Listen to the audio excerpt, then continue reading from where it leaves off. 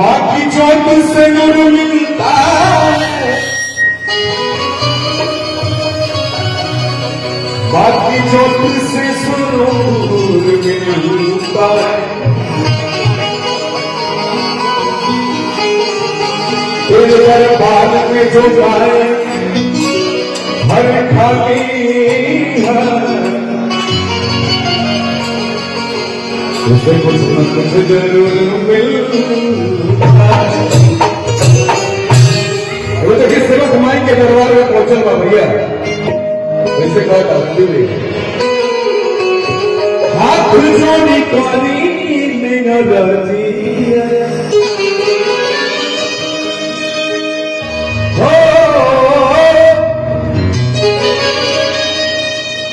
हाथ जोड़ी काली में रजिया ये पालिया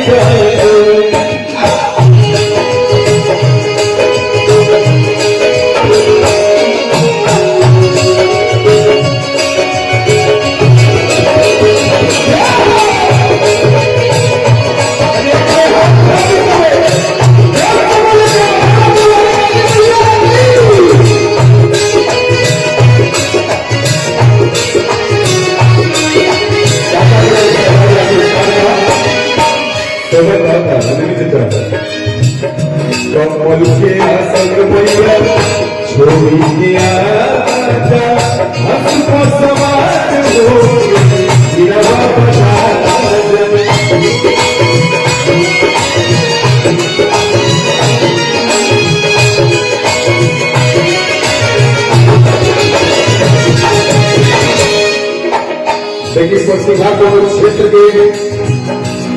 जिला वो जागीर जमीन से ऊपर होगा। हम मगध क्षेत्र के वाली बाकी हमारे जन्मभूमि भले हमारा पाली के जिला नगवा थे, बाकी कर्म क्षेत्र की भोजपुर पर यहाँ के स्नेह प्रेम 14-15 साल से मिला था।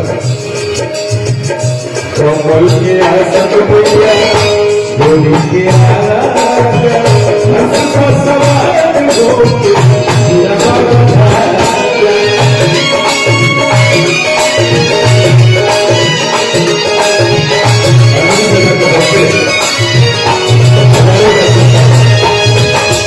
भैया का इतिहास से क्या हो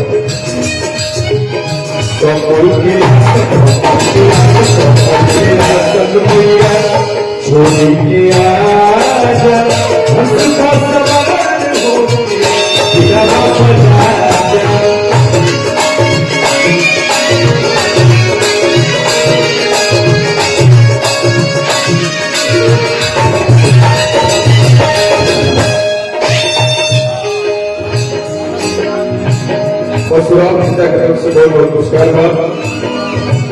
क्योंकि मेहनत का परिश्रम सभी को करेगा, इनका स्नेह आगार हुआ हो जाएगा बुलाने के कुछ हट जाएगा।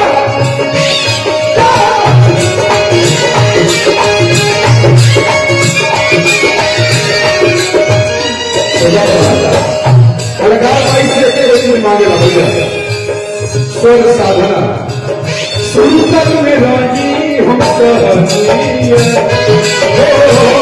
सुनकर में राजी हम